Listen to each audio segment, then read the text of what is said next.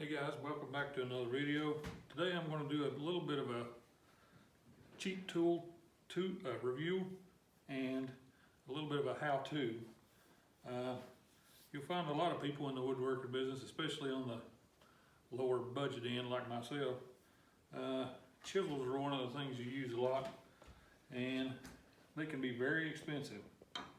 So one of the best options you can get is go to Harbor Freight and you can find I don't remember, it's 5 or 6 chisels in a set, and you can get them for around $10. But one thing you'll notice,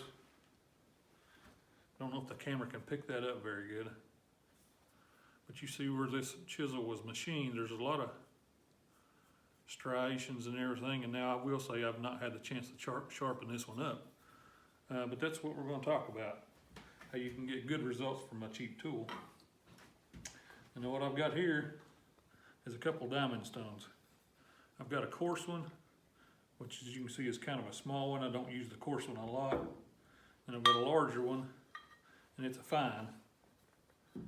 And so generally what you'll do, especially when you're first starting out with just the bare tool, you want to, in my opinion, start on the coarse one, and you would work your way up. And then, but I like to use simple green, or you can use water, but I don't like leaving water on these. And so you can buy one of these cheap tools and kind of wedge that thing in there at a certain angle. Then you roll across here and you smooth it out, and that works great.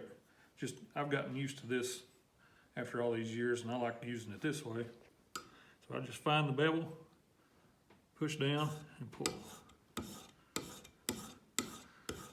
Now when you're first starting these, it's going to take a lot of time and patience to flatten these out. And it's handy to have a shop towel on hand to kind of see your progress.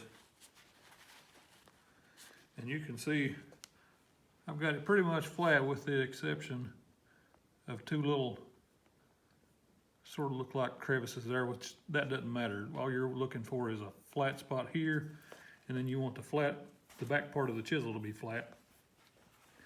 And so you would find that, like I was talking about, flip it over, lay this flat, and work it back and forth.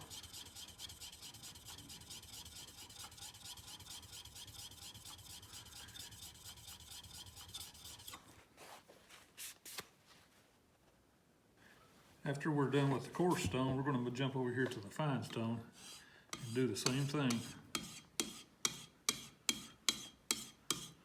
Except now you're cutting a finer cut, of course, and really refining those marks.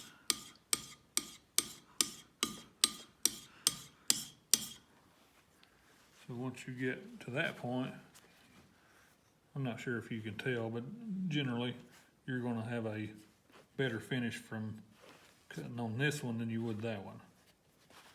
And do the same thing again on the back of the chisel.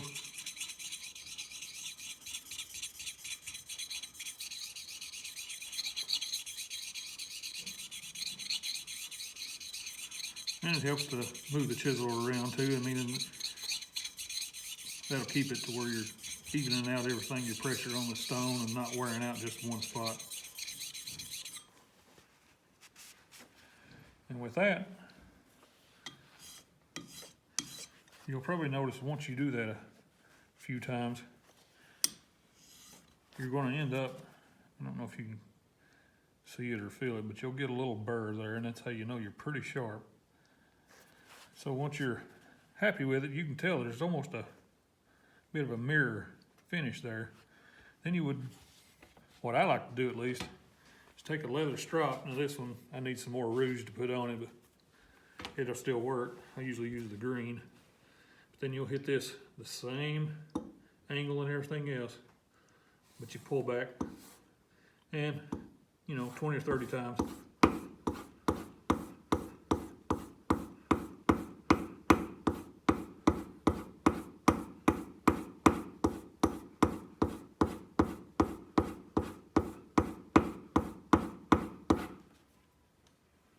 see how shiny that thing gets. That's a good indication you're getting sharp.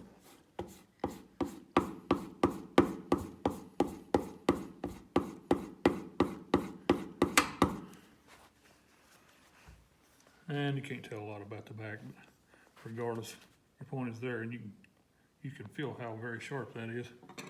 Now, just for comparison, just an old piece of pine wood here.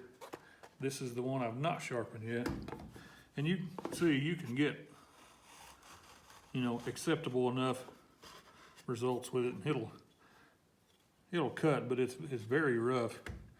And if you were to try to, I'm not in a vise, so this is a little harder to do. But you can do that with some force.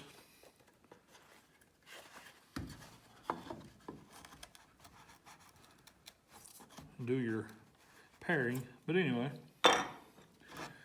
when you compare that to the one we just sharpened, you'll see this one you can literally roll tiny little curls off of that just because of how sharp that is.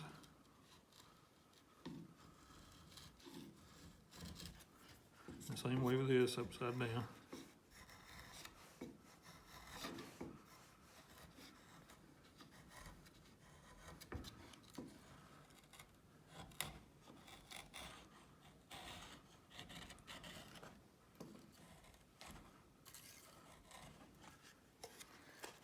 And the same thing with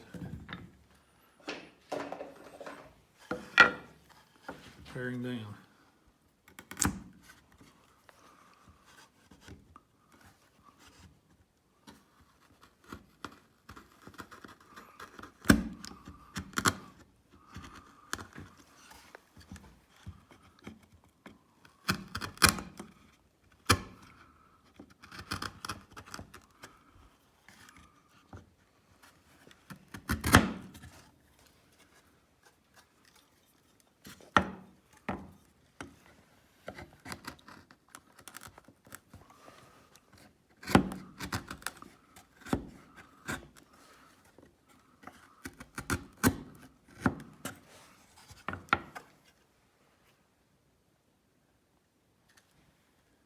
Not perfect, but once you get used to it, you can tell a big difference between a sharp tool and a dull tool.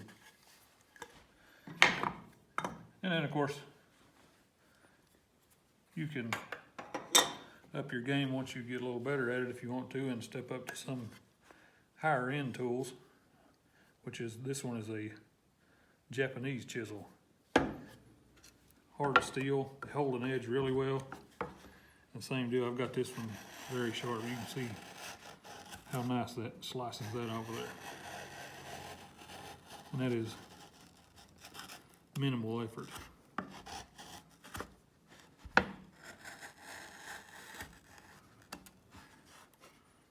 you can see how clean a cut that makes.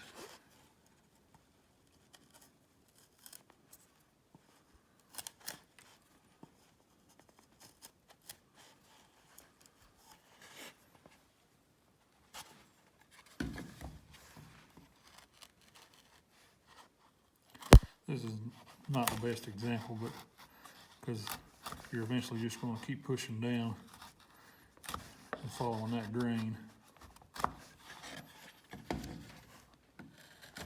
But you get the idea.